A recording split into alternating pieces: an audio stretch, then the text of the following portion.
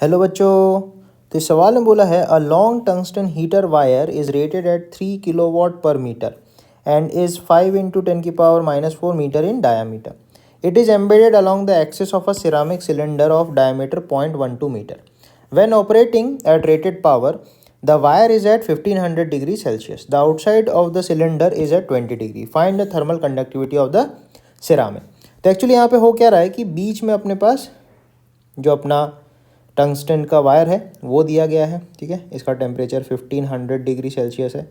ठीक है, एक यहाँ पे सिरामिक का कंसेंट्रिक सिलेंडर जैसा कुछ है. ठीक है, और उसके बाहर आगे वही सिलेंडर है. ठीक है, कुछ इस तरीके की पिक्चर है. अब हीट जो है वो ऐसे ऐसे बाहर निकल रही होगी, राइट.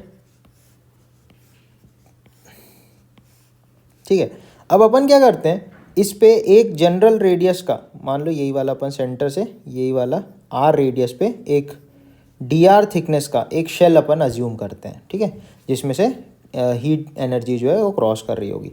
तो बाहर 20 डिग्री सेल्सियस अपन को दिया है. ठीक है, कुछ चीज़ें जैसे अंदर का जो डायामीटर है ये वाला, ये अपन को दे रखा है 5 इंटू 10⁻⁻⁴ मीटर्स. ठीक है, रेडियस चाहिए होगा तो बटे 2 कर लेंगे अपन. और ये जो आउटसाइड वाला है यहाँ से लेके यहाँ तक, तो इतना जो है इसकी वैल्यू अपन को दे रखी है 0.12 मीटर. ठीक है, तो सबसे पहले बात अपन को क्या करना पड़ेगा कि जिस रेट से एनर्जी फ्लो हो रही होगी उसके बीच में ऐसे कंसेंट्रिक खूब सारे शेल्स होंगे.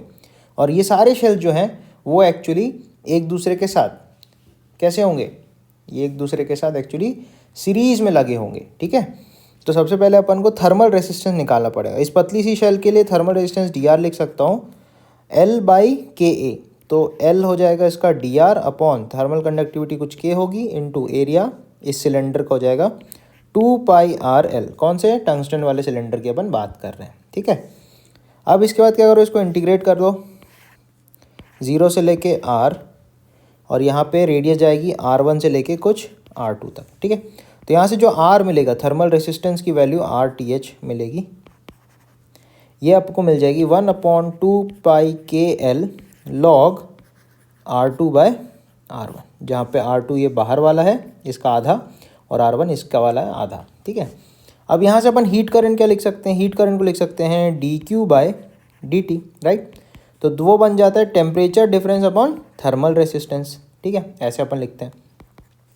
तो टेम्परेचर डिफरेंस मान लेते कुछ delta T upon R thermal हो जाएगा लॉग R2/R1 और 2πKL ऐसे ऊपर आ जाएगा.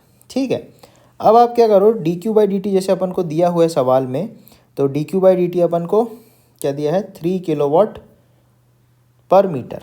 ठीक है, तो इसको अपन लिख सकते हैं 3 किलोवाट को 3 इंटू 10⁻³ पर मीटर को निकालने के लिए यहाँ पे L से मल्टीप्लाई कर देंगे तो वॉट में ही कन्वर्ट हो जाएगा. ठीक है, this must be equal to 2πKL delta T. तो बाहर का टेम्परेचर 20 है, अंदर का 1500, तो 1500 माइनस 20. ठीक है, डिवाइडेड बाय लॉग अंदर का जो रेडियस होगा और बाहर का जो रेडियस होगा उसको अपन एक्चुअली जो 5 इंटू 10⁻⁴ है इसको डिवाइडेड बाय 2 करेंगे तो अंदर का रेडियस आएगा, इसको डिवाइडेड बाय 2 करेंगे तो बाहर का रेडियस मिल जाएगा. ठीक है, तो यहाँ से अपन को मिलेगा log 600 इंटू 10⁻⁻⁴, इसको भी अपन ने -4 के उसमें बना लिया, और नीचे आएगा 2.5 इंटू 10⁻⁻⁴. ठीक है, तो यहाँ से जब अपन को K निकालना होगा, देखो L से कैंसिल हो गया.